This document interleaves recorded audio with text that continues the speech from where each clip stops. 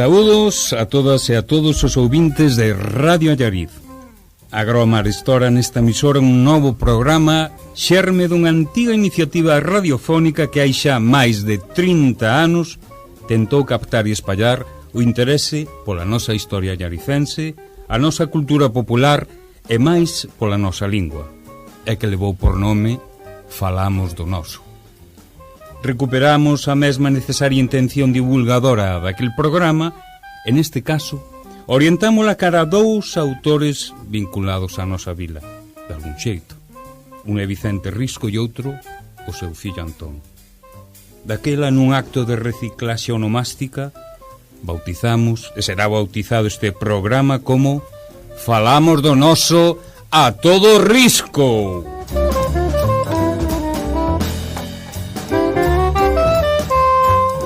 Evidentemente van xirar arredor da vida e obra destas dúas figuras, das súas creacións que serán as literarias pedagóxicas, xornalísticas, ensaísticas e máis do labor de promoción e difusión que a Fundación Vicente Risco desenvolve na sede da Rúa San Lourenzo de Allariz a través das distintas iniciativas, sexan exposicións, actividades, premios, certames musicais.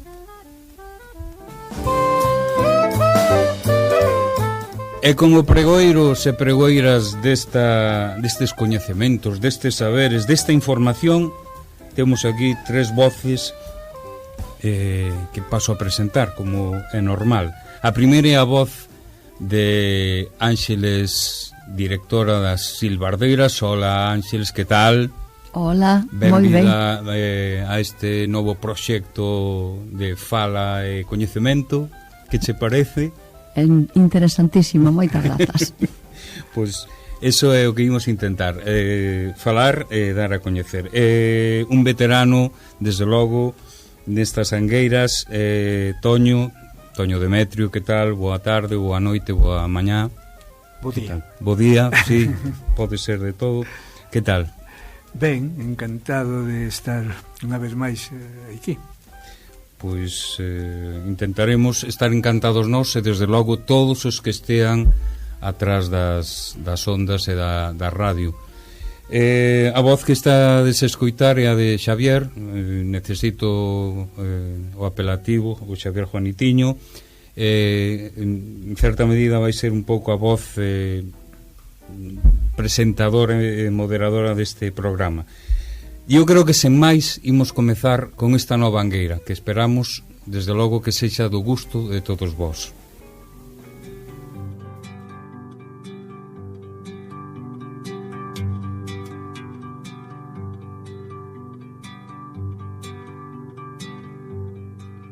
Quando eu me encontrava preso na cela de uma cadeia, foi que eu vi pela primeira vez as tais fotografias em que apareces inteira, porém lá não estavas nua e sim coberta de nuvens. Terra,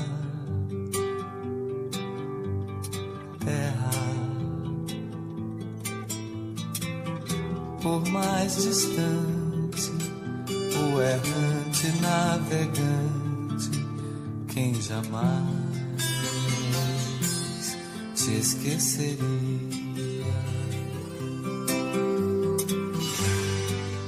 Ninguém supõe a morena dentro da estrela azulada, na vertigem do cinema. Mando um abraço pra ti, pequenina, como se eu fosse o saudoso poeta e fosses a Paraíba. Terra, terra, por mais distante, o errante navegante, quem jamais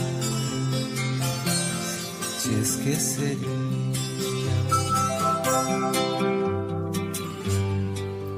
Eu estou apaixonado por uma menina terra, signo de elemento terra. Do mar se diz terra à vista, terra para o pé firmeza, terra para a mão carícia, outros astros lhe são guia. Terra, terra,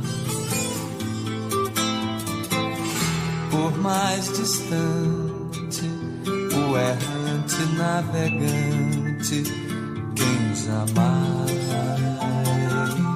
te esqueceria.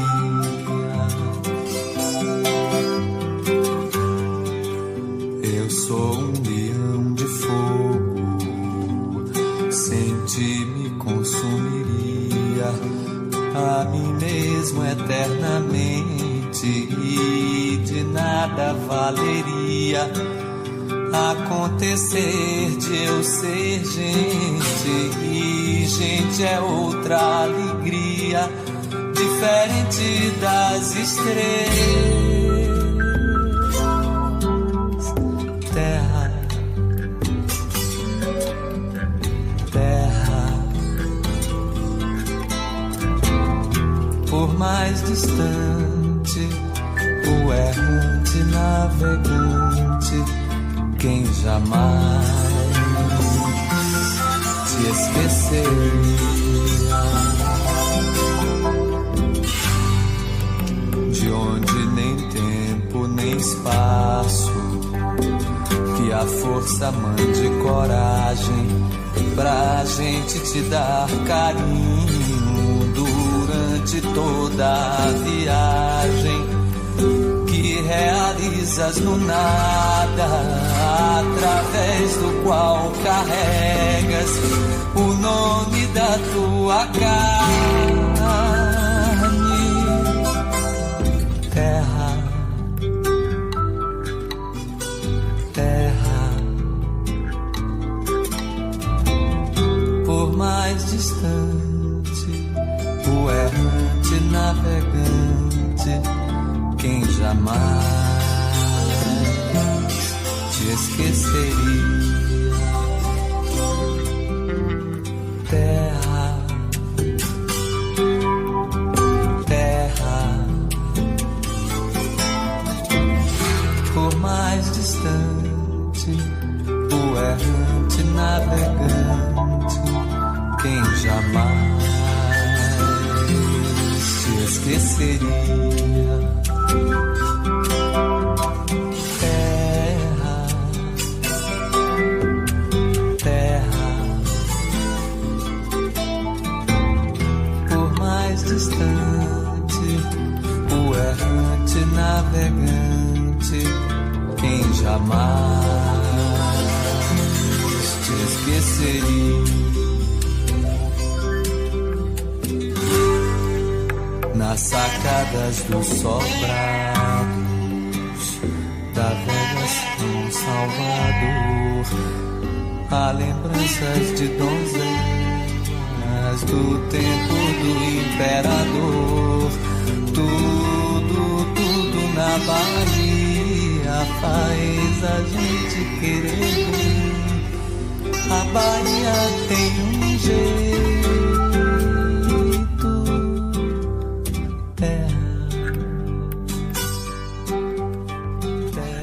Ben, pois despois desta peza musical fermosísima de Terra, de Caetano Veloso, imos ao noso. E o noso neste caso é, a primeira parte sería falarmos da vida concretamente de Vicente Risco, nunha sección que podemos titular daquela A saga do Risco. E a primeira entrega é Por terras de Caldelas. Claro, por empezar por algún lado habrá que empezar por saber de onde proceden os Risco, non? Cousa que non é nada sinxela, porque de logo non son da Allariz, tampouco son de Ourense, nin siquiera son de Caldelas. Ainda que o título sexa Por terras de Caldelas. Entón, bueno, por empezar por algún lado, empezar polo principio casi sempre está ben, pois podíamos ir por aí, non? Perfectamente. Que ten que ver Caldelas con... ou si ten algo que ver Caldelas, evidentemente? Claro, evidentemente ten que ver, pero nin nesto hai unanimidade, non? Sabes, eso sí, que os Risco chegaron a Caldelas no século XVIII, e pouco máis, fixeron de correxidores e de administradores da Casa de Alba, dona non só do castelo, que afortunadamente ainda está aí e ben conservado, sino tamén dun amplo patrimonio que alguén tiña que administrar, pero a partir de aí non hai moitas novas, non? Incluso hai novas contradictorias ao respecto entre os biógrafos de Risco. Pois Casares, que é un dos principales biógrafos, di que procedían de Almansa, en Albacete, a donde nos manda, non?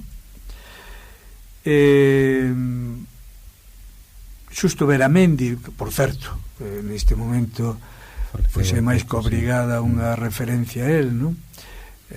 Aparte de ser un extraordinario mestre, historiador, membro do padroado da Fundación Risco, responsable da sección de pensamento, e que acaba de finar, sí, pois hai uns días, non? Entrañable amigo. Pois Risco coincide, Risco justo, eu vou dicir justo e non xusto, porque il non era galego de orixe, non? E ainda que casi todos lle chamábamos xusto, e a veces nos reprendía que non eu son justo de nacemento, ainda que por adopción, pois il se sentía máis galego que ningún de nós, non? Bueno, pois il coincide nesto, pero en cambio Freixeiro Mato contradice un pouco esta aposta e di que eran de Mansilla, de Burgos. Bueno, xa non queda tan longe, non? Xa os tremos aquí un pouquiño máis cerca. En todo caso, que dentro da 18 o Risco están en Castro Caldelas, non? A partir de aí, pois, empezamos este percorrido polas vida e andanzas do Risco, que iremos degrañando en varios programas. Neste podemos falar dos primeiros anos ata o nacemento de Risco, pero aí xo atopamos en Ourense, non? Entón, supoño que se facemos unha pequena árbore genealóxica, imos ver... Sí, sin enredalo moito, non? Sin enredalo, claro, non. Senón isto pode ser algo complicado. Eu partiría dos avós, non máis atrás, non vamos ir ao 18, primeiro porque tamén sería complicado, sí. Pero o avó paterno era Vicente María Martínez Risco. Este sí que o temos ben documentado, era abogado do xuzgado da lei de Castro Caldelas. Risco vai herdar del non só o nome, sino tamén a tradición pola abogacía. Convén ir xa apuntando que Risco foi abogado, ainda que a veces nin el mesmo o sabía con claridade, non? Eu creo que pasaba un pouco algo parecido a Castelao, que tamén era médico e nin el mesmo era moi consciente de que era médico, non? Non sei se lembrades aquela anécdota de Castelao nun discurso, nun programa, nun meeting, que alguén se atopou mal, dende a tribuna onde estaba Castelao lle dixeron a Castelao, mira, di que hai unha persona, bueno, a ver se hai algún médico por aí, que sei que alguén se atopa mal, e alguén da organización dice, pero tú eres médico. Como esa era a conciencia que tiña Castelao. Depois hai a parte xa máis coñecida desto, que a frase de Castelao ao respecto, non? Que ele estudiara medicina por amor ao seu pai, pero que nunca exercera por amor á humanidade, non? Bueno, eso sí é algo máis manido. Bueno, despois o avó, por parte de nai, o avó materno, era José Agüero Mogó, habría que dicir, sí, neste caso, os exquisitos nesto do francés, que claro, era francés, era de Burdeos, non? Despois, se seguimos, o pai, xa nos imos aproximando, era Antonio Martínez Risco Pérez Santamarina. Este era funcionario de Facenda, por certo, din as crónicas que lle gustaba moito tallar madeira. E isto non é banal, non? Porque a Risco, como iremos vendo, tamén lle gustaba moito o das artes plásticas, cousa que dicía il, por desgracia, nunca se poidera dedicar por falta de tempo, pero que si lle gustaba. Na Fundación Vicente Risco temos ali unhas peciñas feitas con migas de pan que nos las cedeu unha señora de Castro Caldelas, e el visitaba con frecuencia a súa casa. Yo, ao rematar de xantar, collía o resto de pan e facía unhas figuriñas de si elefantes e non sei que. Estemos na fundación, calquera que lle guste se pode chegar ali a velas, non? Máis dunha ocasión Risco manifestou que ele lle gustaban moito as artes plásticas, pero que nunca se pudera dedicar a elo en serio por falta de tempo, dicía ele, sobre todo, non? En Castro Caldelas coñecíano como Antucho, non como Antonio, sino como Antucho. E a nai era malagueña, Antonia Agüero Álvarez, era natural de Málaga, o cual xa vamos tendo un perfil familiar de amplio espectro, diríamos, non? Depois está o tío Sebastián, tío por parte de pai, casado con Cándida Macías. Cándida igual non di moito, pero Macías sí, porque evidentemente era irmá dun Macías ilustre, non?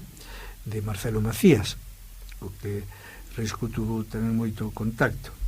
Este tío Sebastián era enxeñeiro, pai de outro Sebastián tamén ilustre, escritor, que durante un tempo foi o presidente da Academia Galega, da Real Academia Galega. Por lo tanto, estes son os antecedentes máis inmediatos por vía familiar, non? Hai unha mestura, eu creo que este é o dato a resaltar, non? Unha mestura de raizames nacionais, estranxeiras, pero nacionais dentro do Estado, non? Desde Málaga, depois podemos ir pois, ao Albacete, ou a Burgos, a donde sea, en Burdeos, non?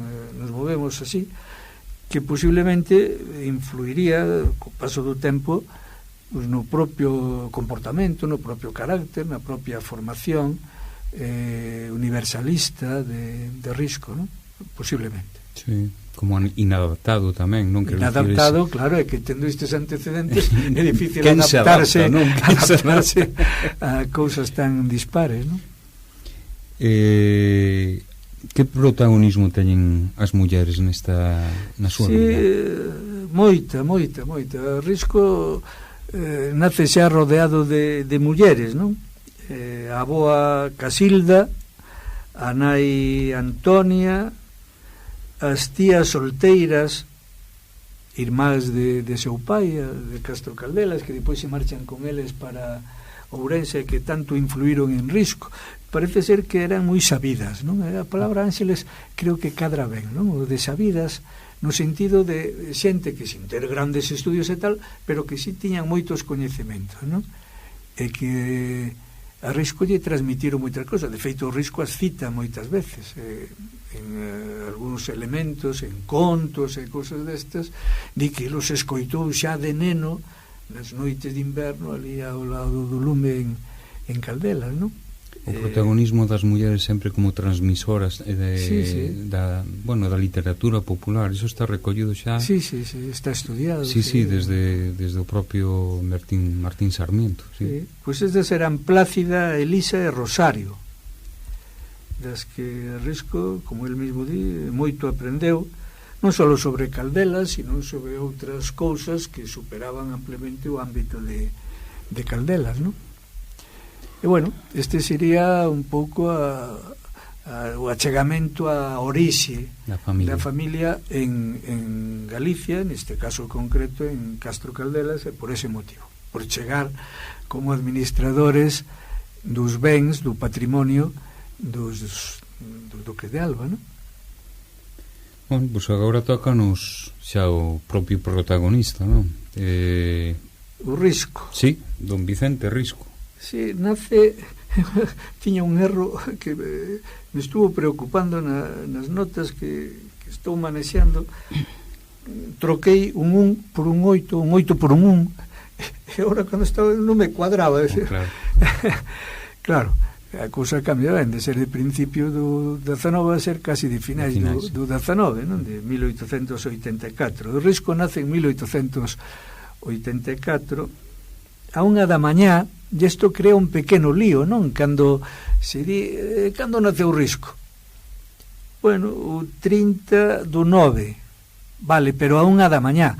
A 1 da mañá xa non é o 30 do 9, xa é o 1 do 10. Claro, que realmente, en termos estrictos, sería así. Pero en todos os lados aparece o 30 do 9 como data de nacemento. Nace na Rúa da Paz.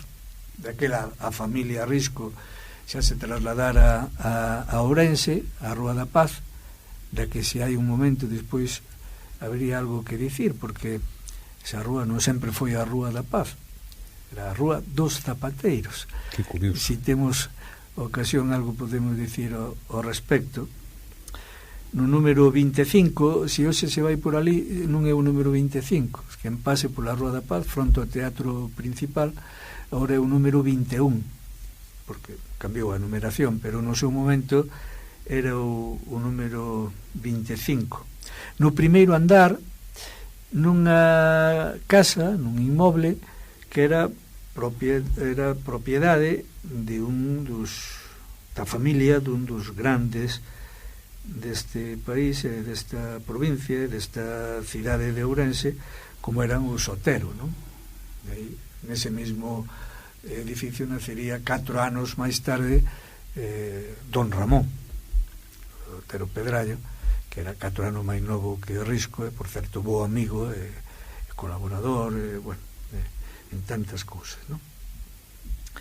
Pois eso, nace nesa data, o cual nos leva a que imos celebrar xa moi pronto o 140 aniversario o 30 de setembro, o 30 do 9 celebraremos o 140 aniversario do nacemento de Risco, non? E bueno, o nome queda un pouco longo, non? O nome compre un programa para dicir un nome. Non aforraron, non sei quen foron os padriños, ese dato non o teño, pero se podía mirar. Pero non aforraron en poñerlle nomes. O nome que aparece no registro é Vicente María Agustín Jerónimo Martínez Risco e Agüero. Claro, aí temos os dous apelidos, Martínez Risco e Agüero, por parte de nai, pero o resto todos son nomes. Vicente María Agustín Jerónimo. Bueno, que tería alguna, a vinculación de Vicente evidentemente sí, era eso xa co avó. Co avó, eso está claro. María, pois non sei, tamén hai algunha María por aí. Pero Agustín Jerónimo, non sei. O de Jerónimo a mí me lembra ao padre Feijóo, non? Sí. Claro, porque Jerónimo era un dos primeiros fillos que tivo o pai do padre Feijóo antes de casar con María, que nai, despois do padre Feijóo, María de Santa Mariña, que era il xa tuvera antes, non sei se 3 ou 4 fillos antes do matrimonio, e o Jerónimo isto non ten que ver con Risco, o Jerónimo isto o padre Feijóo, o pai Antonio, do padre Feijóo, lle quería moito, non? E de alguna forma o nomeou como titor dos fillos naturais, non? Do padre Feijóo e dos outros, e por eso o padre Feijóo, Benito Jerónimo Feijóo, por o seu medio irmán sí. que era, non? Porque non eran da mesma nai, pero bueno, pois non sei se podía ter algo que ver. En todo caso sorprende un pouco que no repertorio este de nomes que tiña o Risco, pois figure o de Jerónimo, non? O resto, bueno, pois está. Outras residencias, quero dicir, porque non hai que esquecer que estamos na cidade de Ourense. Sí, claro. Entón, a parte da Rúa da Paz... Sí, non sempre viviu ali. Claro. Non sempre viviu ali. Tivo varias residencias máis. Viviu na Praza do Ferro, no número 6. Ali se foi a vivir despois de casar. El casa en Allariz. Noutro capítulo falaremos desto, do casamento en Allariz, na igrexa de Santiago. No ano 22, no 23 marchan a vivir a Ourense, pero a Praza do Ferro. Ali tampouco é a residencia definitiva. Despois pasarán un tempo na Rúa de Santo Domingo, no número 47, no segundo andar, ou sea, o número 39, no que hai uns anos está xa na Rúa de Santo Domingo hacia o final, se se vai hacia o Parque de San Lázaro, hacia o final á esquerda. No segundo andar hai uns anos colocamos ali unha placa para que se lembre que aí viviu o Risco hasta que morreu, non? Foi onde estuvo máis tempo residindo. Pero, bueno, non sei se queres retomar a cuestión da Rúa dos Zapateiros. Da Rúa da Paz, claro, sí. Falando de zapateiros, pois eu sou un fillo de zapateiro, por eso me chamou a atención esta historia. Sí, ten o seu aquel, non? Ourense a estas alturas que estamos falando era unha vila grande. Igual o de cidade hasta sí, atrevínme moito, pero hasta lle quedaba grande, non? Andaba polos 10.000 habitantes. E a Rúa da Paz, a rúa que daquela non era a Rúa da Paz, senón que era a Rúa dos Zapateiros, pois estaba no centro, dice Ourense, que se atopa Risco cando nace Risco aí. Claro, o nome está xa testado no século XII, pero ten unha orixe gremial, claro, igual que aquí en Allariz pois temos un montón de rúas que levan ainda hoxe nomes do gremio que estuvo nela, non? Eso é moi habitual, sobre todo en cidades, en vilas, en povos que teñen unha orixe medieval, non? O gremio establecido daba nome a rúa. Neste caso, pois os zapateiros debían ser os que estaban aquí, pero isto a principios do 19 non lles gusta aos seus ilustres habitantes, non? Non lles gusta isto de vivir, porque claro, estaba xente liberal, tamén comerciantes de prestixio. As principais tendas de Ourense estaban nesa rúa, e estaban os abogados, os xente, escritores e tal. E onde vive? Na Rúa dos Zapateiros. Home, non cadra moi ben, non cadra.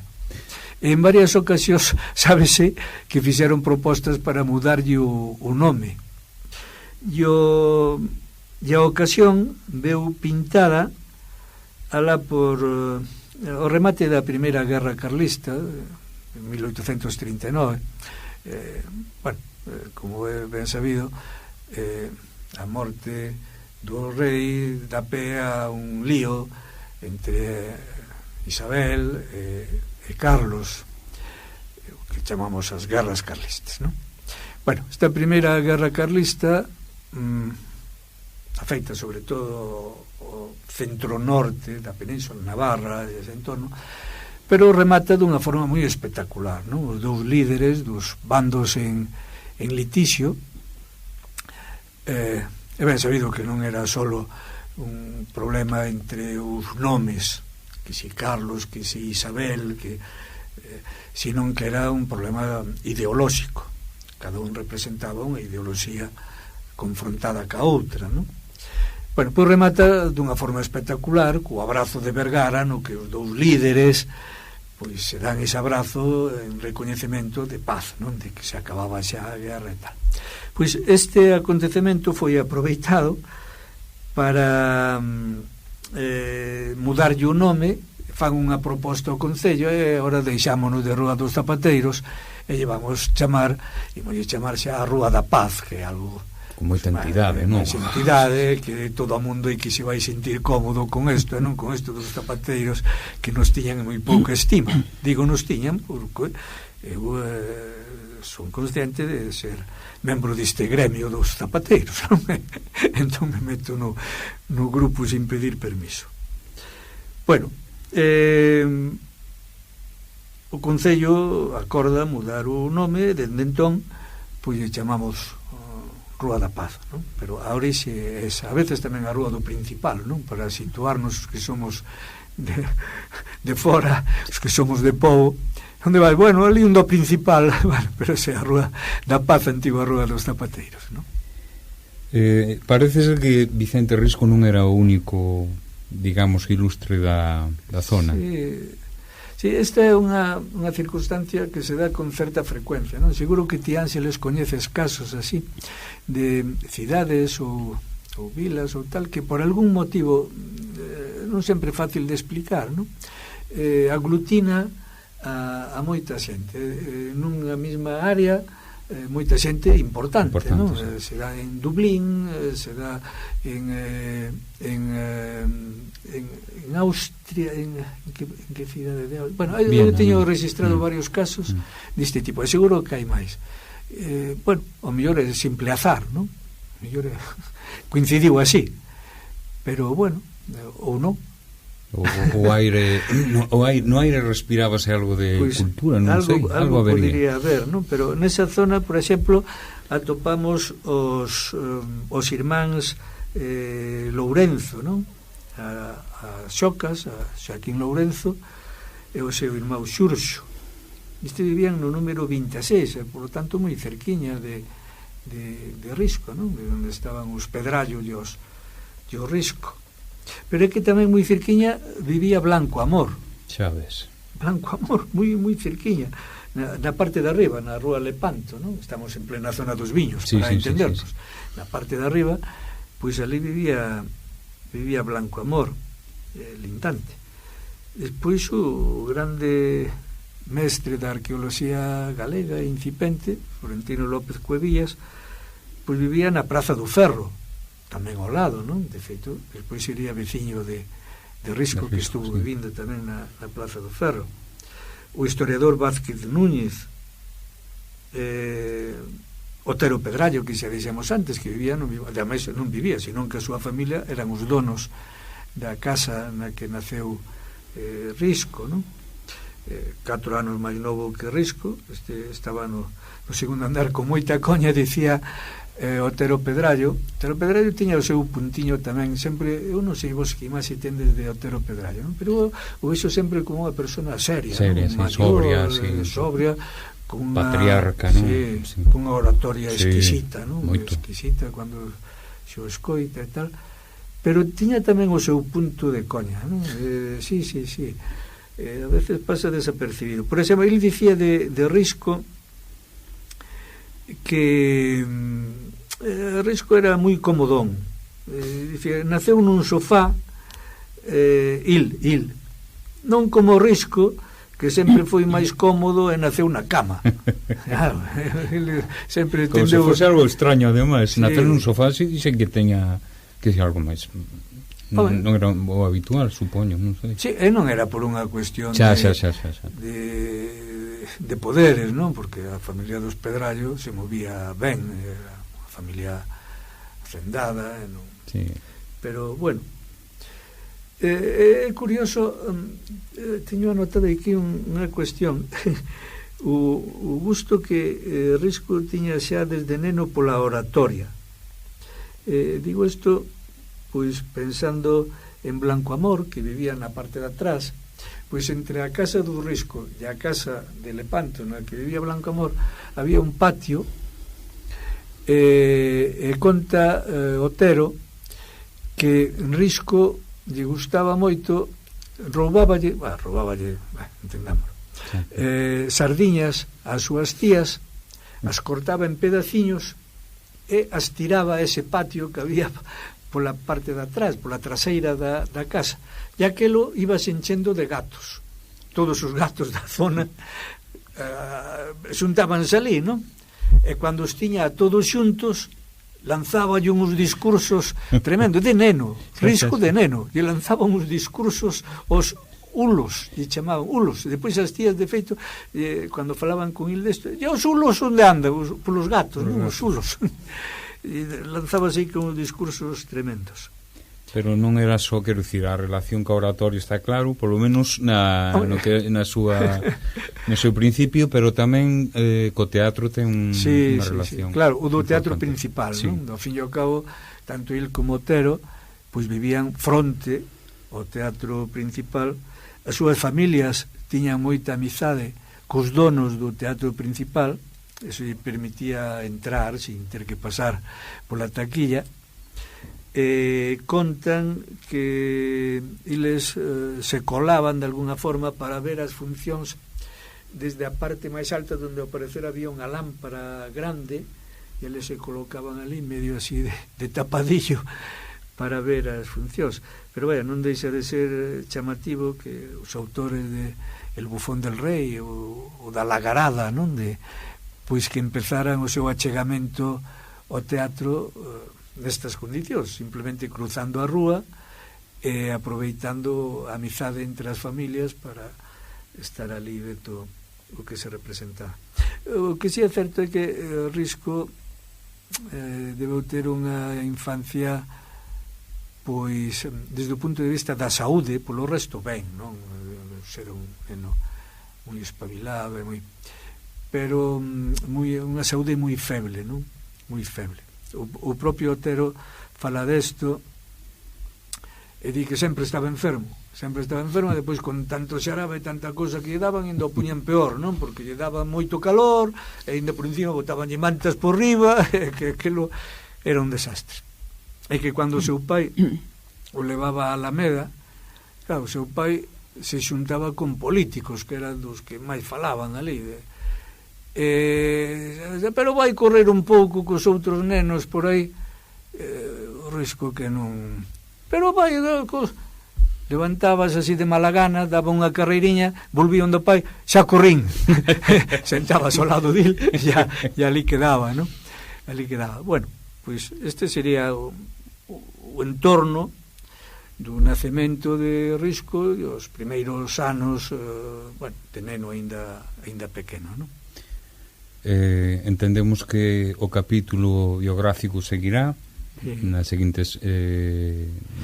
entrega, non? Sí, o que teño previsto é falar dos primeiros anos en Ourense, unha vez que xa vimos nacer a familia, trasladarse de Castro Caldelas a Ourense, vímolo nacer ali na Rúa da Paz, pois andar colgado da lámpara ali do principal vendo a teatro, correndo por a Alameda así malamente, poucos pasos, pois o seguinte xa será ver o neno que vai medrando en Ourense e como foron os primeiros anos, as primeiras escolarizacións, o primeiro instituto que asistiu, estas cousas, non? Pouco a pouco, como se fai o camiño sempre. Pois ata aquí, polo menos esta primeira entrega, esperaremos o seguinte programa para a seguinte. E agora, un momento de música. Dormes ti, onde o perdido te importa pechar cando chegas ti. Aquí a viaxe non ten prezo aquí, se ti precisas eu tiro a barreira pra verte fuxir. Sen ti non pode comezar sen ti, o canto empeza a soar, o chegares aquí. Por ti a chuvia xa o sol molla e os días gris semellan máis claros o verte bulir. Por ti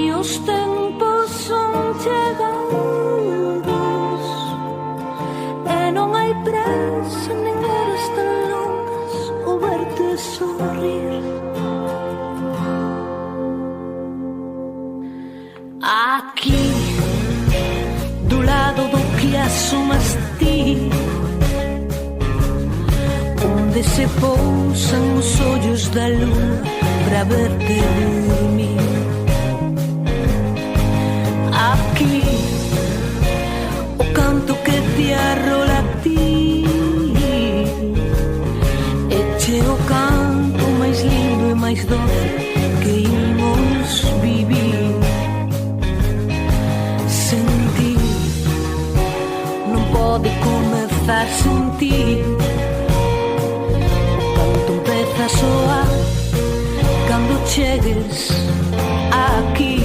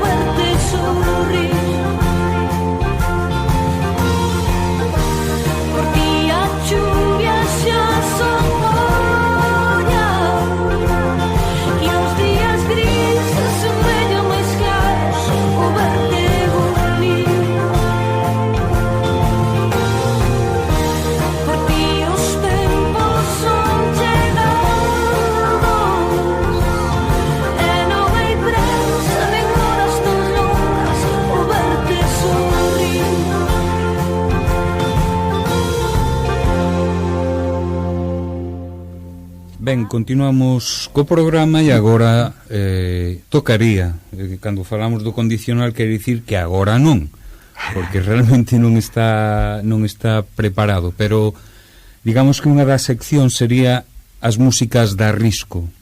Que queremos incluir aquí? Ben, pois se son músicas, queremos incluir pezas, queremos incluir cancións, intérpretes, grupos, autores, e todos eles vinculados coa Fundación Vicente Risco. Neste caso non temos, ainda que sí existe desde logo na página web da Fundación Vicente Risco os ciclos famosos de música clásica, fundamentalmente, non? O dos neoartistiñas e demais. Agora se chama neoartistiñas, antes tiña outro nome, pero hai como mínimo un concerto por trimestre na sala do piano, que sempre é piano máis unha voz, máis un instrumento, máis tal. Entón a idea é gravalos, parte deles están xa registrados, entón se poden recuperar, e os que haxa de ahora en diante iremoslos gravando, unha mostra desa grabación, pois podémosla ofrecer no programa. Perfectamente. Ese, non sendo no programa, tamén na propia fundación. Sí, na página web da fundación está. Vale, moi ben.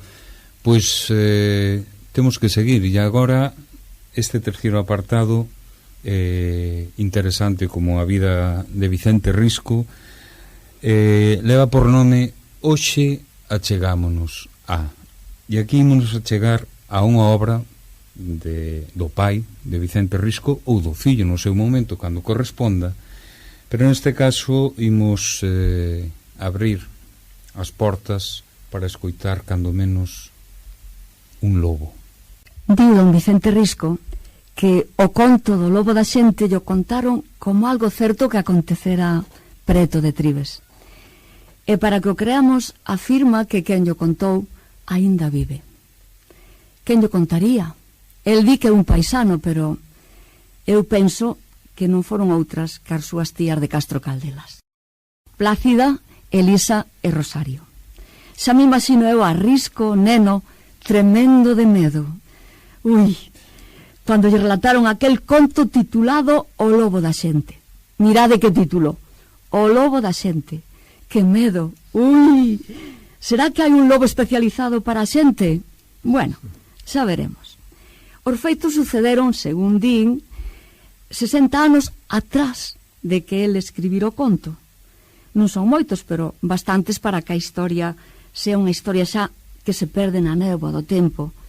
Era pola recollida das castañas, no outono, novembro, o mes de difuntos. Chovía. Facía tan escuro que era noite xa despois de xantar. Parecía que as ánimas andaban revoltas en plena tarde. O mozo do conto chamábase Ángel, un mozo moi novo. Aínda non chegara a cumprir o servicio militar. Pelo claro, ollos azuis, un puro celta, podíamos decir. Estaba nun sequeiro, perto do río Cabalar. O río Cabalar? Sí, o río Cabalar. Quen non coñece o río Cabalar nestas terras de Tribos e de Castro Caldelas? Nosotros no que andaba collendo folla para secar as castañas era pecho e sombrizo. Chovía, soplaba o vento.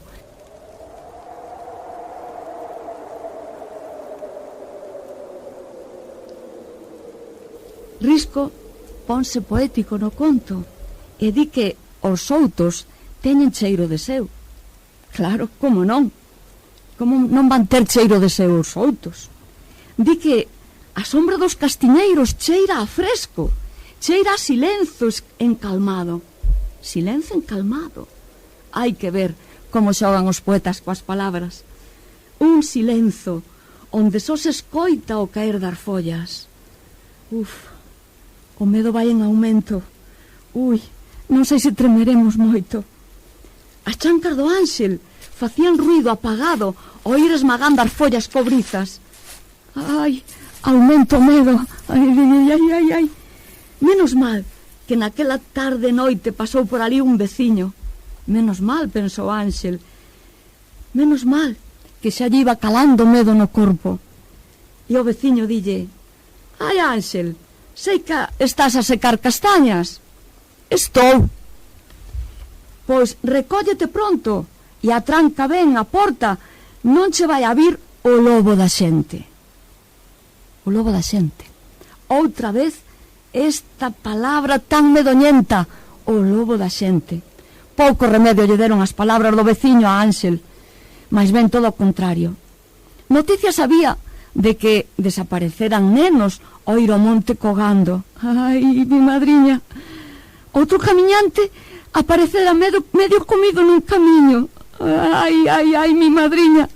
Tamén desaparecera un bebé que estaba nun carricoche diante da porta da casa. Ai, que medo, mi madriña.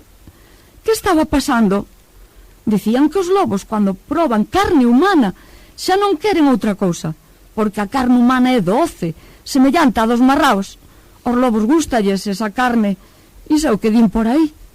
Pero outros contaban que andaba no lugar un facineroso, un sacauntos, un home que se transformaba en lobo. Ai, mi madriña, moitos foron atacados por un lobo xigante, dicían. Algún veciño ata vira pisadas dun lobo grandísimo. Ai, mi madriña. O caso foi que o medo apoderouse daquelas terras desde Maceda hasta Quiroga, Valdeorras, Castro Caldelas, chegaba ata Viana ese medo. O lobo era de temer, De noite non se lle vía o bulto, só o seu ollar, dúas luces como dúas estrelas, ese ollar que traspasa como unha espada, que detén o sangue nas venas e deixa o corpo como a neve. E o seu ovear. O seu ovear dá un arreguizo astral. Ángel, despois destes pensamentos, era xa un mozo con medo, con moito medo. Así que, antes de escurecer, meteuse no sequeiro, pechouno con dúas trancas, por se acaso, e puxe unha machada a man ao pé da lareira. Botou guizos ao lume, sacou un cacho de touciño e foi comendo co pan, pouco a pouco. Come que come, nada por aquí, nada por acolá, só os ruidos identificables e familiares. O arder da leña,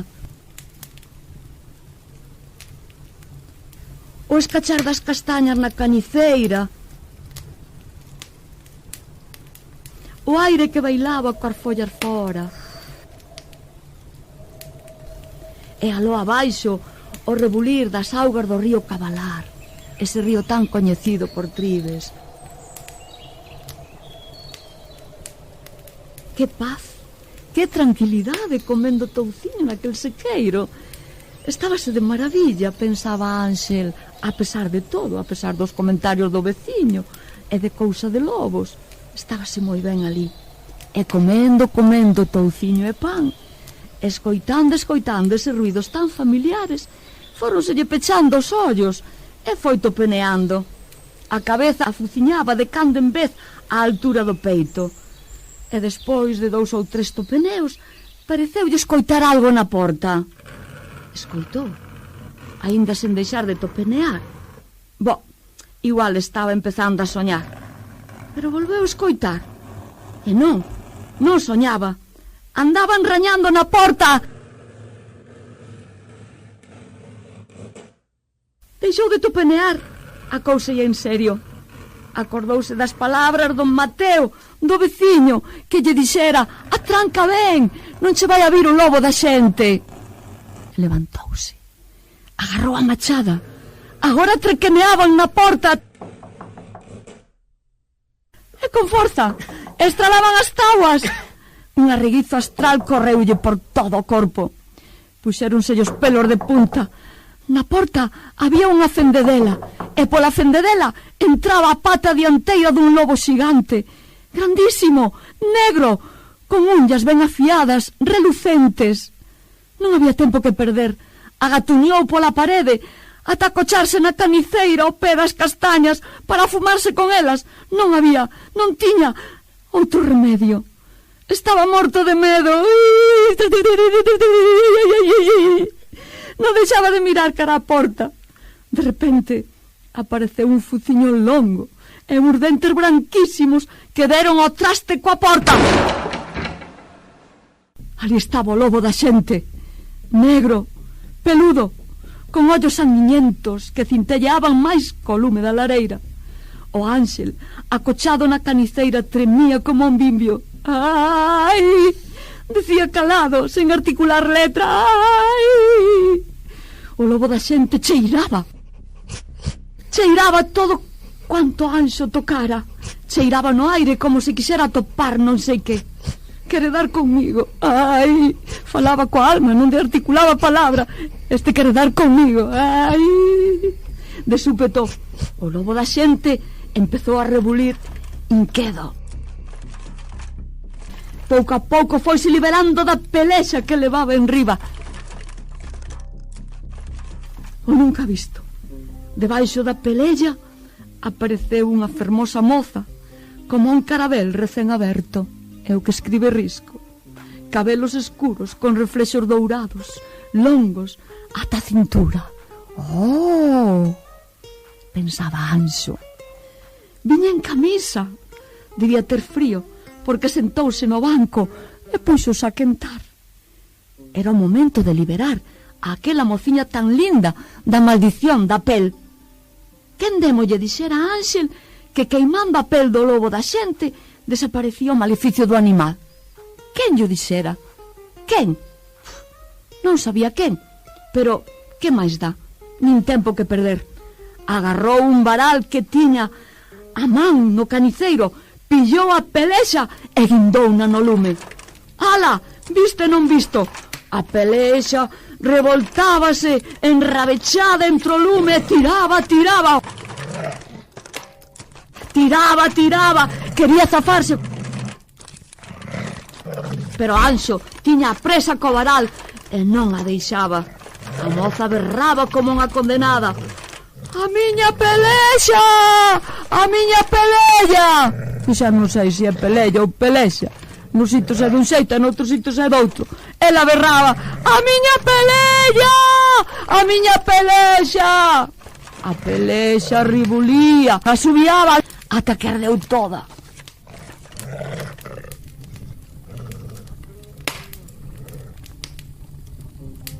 E despois fixos a paz.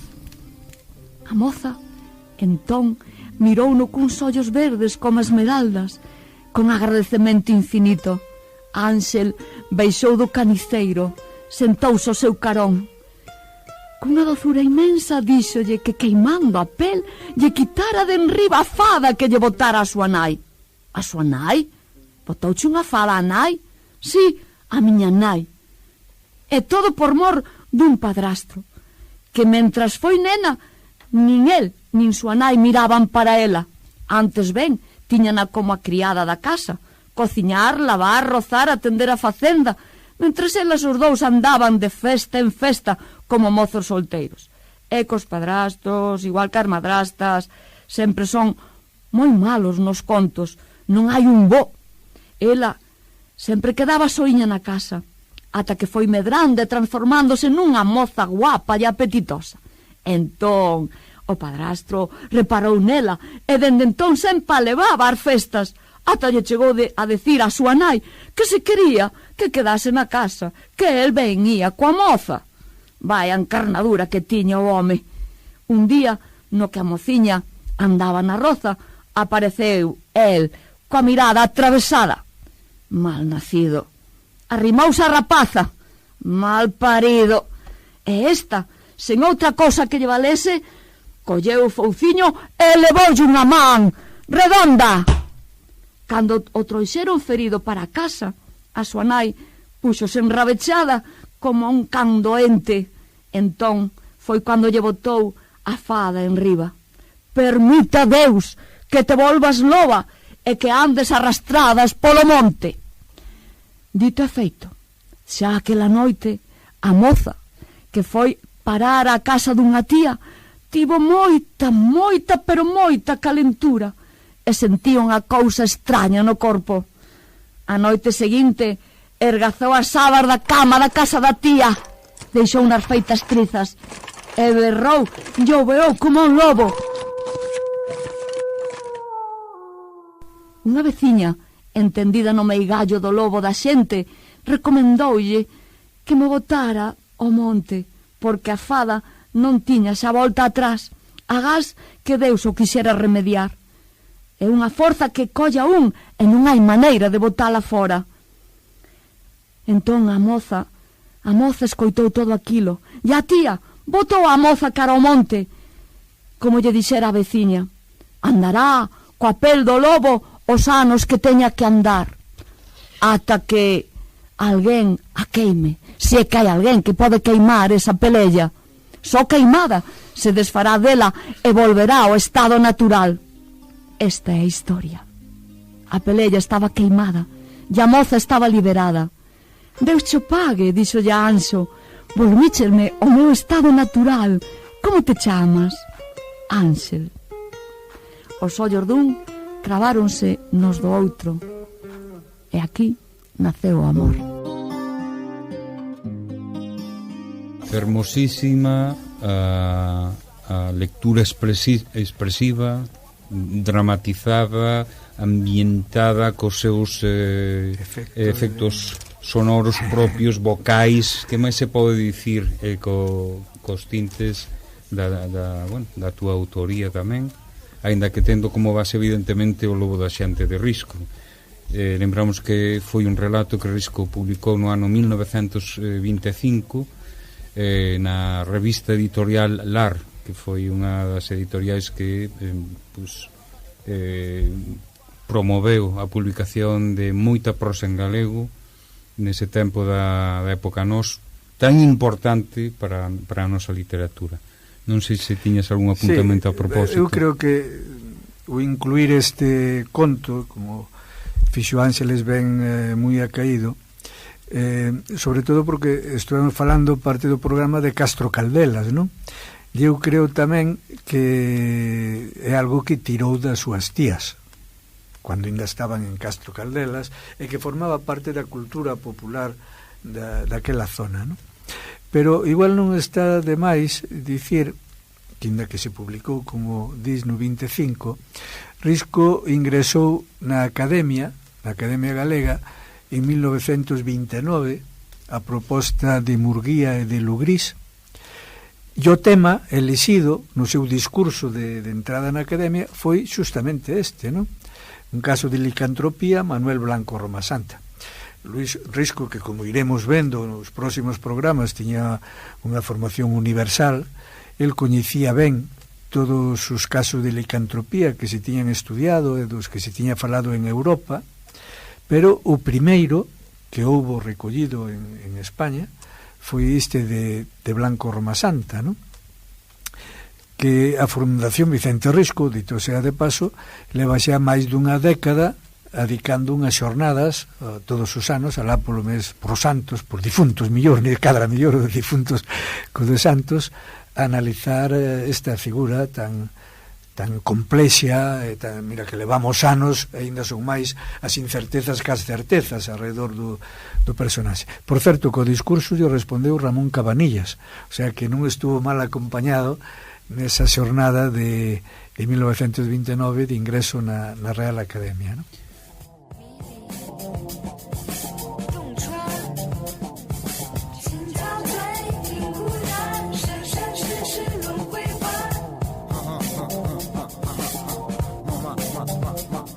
Mandanga, chiamati así será porque non sei, o teu nome é contigo todo é risa. Estou alegre nunha nube co teu sabor a mandanga que se me sube tanto tempo xuntos contra a corrente, fixeme indefeite amándote na miña mente dende adolescente. Non sei que queres, que pretendes, non sei de onde ves nin quen é realmente.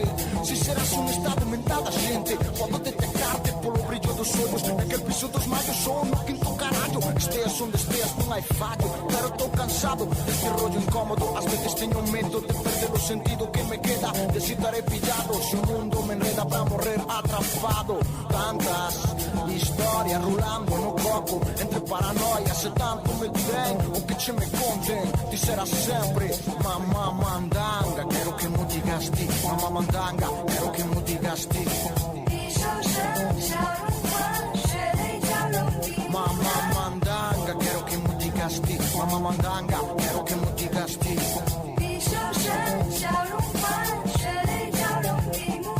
E dixo-me unha meiga a luz de gas que somos almas xemelgas de moito tempo atrás. Agora entendo moitas cousas, sempre as mesmas palabras con voces distintas, a máxia dos roces. Porque me buscas e marchas, porque me deixas sen esperanzas, sen forzas, como un jonqui de xira polas granxas. Non quero que me vexas, se logo mexas por min acabo todo pimp, pegando yo drinking con revistas de teens e cómics de Tintín. Outra matanza de San Valentín, en inglés o Arma Queen, a Catherine deste Spencer Tracy, que te puña a bailar como entiende crecí. Eu son así de psycho, cantando na parte por ti. A mamita Tito Heavy, mamá mandanga, quero que mo digas ti. Mamá mandanga, quero que mo digas ti.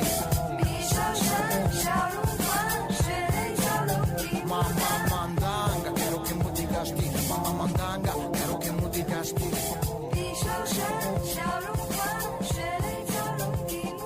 Era unha noite chunga, facíase longa, aquela pachanga tocando merengue. Ten que estar aí no barullo de xente, ferve o sangue, deixa que me vengue do mundo. Imos xa pechando este programa, este primeiro programa, como pasara, ou polo menos como a idea que se tiña en falamos do noso nesta antiga idea tamén divulgadora. Creemos que hai unha necesidade e unha posibilidade de que as voces que hoxe ou que agora están escoitando tamén poidan dicir, non? Entón, esa parte sería os ointes preguntan, non? Calquera pregunta, calquera comentario, calquera proposta, calquera consulta, dúbida demais, dentro, evidentemente, das posibilidades, pois pódese propoñer, non? Para iso pensamos nunha conta de correo, neste caso será de momento a conta de radio@allariz.gal. Mais adiante veremos se supoño que pagará a pena facer unha conta de correo específica, pero bueno, este vai ser o noso punto de conexión. Insisto, se non hai que comentar ou se non hai que propor, hai moitísimo, e as dúbidas e as consultas aquí serán sempre benvidas e contestadas dentro do posible, si é resposta, por suposto. Pouco máis, esta sería un pouco a nosa proposta. Creo que acode a distintos aspectos dentro do que é pois, a biografía de Risco, dentro do que é a súa literatura, dentro do que é a súa actualidade, e a nosa intención é pois, poñernos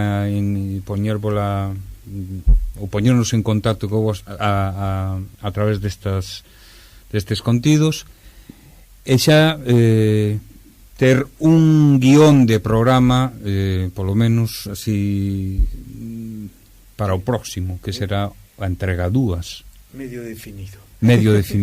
Comentamos intentando definir. Bueno, pero está ben, por algún lado sempre hai que empezar. Ben está. Bueno, pois cal sería entón dentro da parece esta casi unha novela por entregas, non, da saga do Risco. Cal sería a seguinte? Sí, eu creo que se vamos seguindo unha orde cronolóxica, que é un criterio como calquera outro, podíamos seguir outro, pero entre outra cosa algo preguiceiro somos ou son.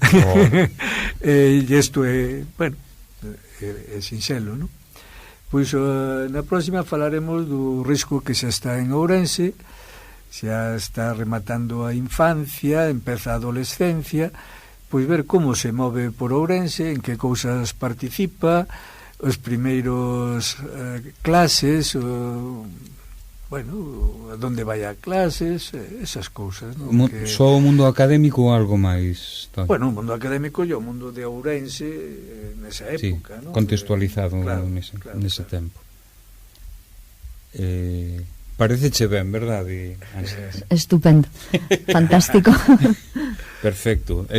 Botaches toda a túa voz e o teu discurso nese logo da xente tan fermoso que nos impresionados. Sí, absolutamente. Claro. Notase que son os teatreiros aquí. Vale, pois todo o demais aparecerá convenientemente no próximo programa. E pouco máis, simplemente dar as grazas por estardes aí escoitando.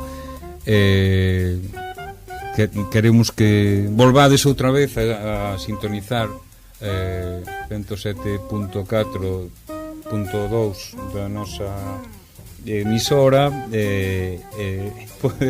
poder falar e que escoitedes e poder ter esa comunicación a propósito de Risco, non? Falamos do noso a todo risco. Nada máis. Un saúdo. Un placer. Grazas.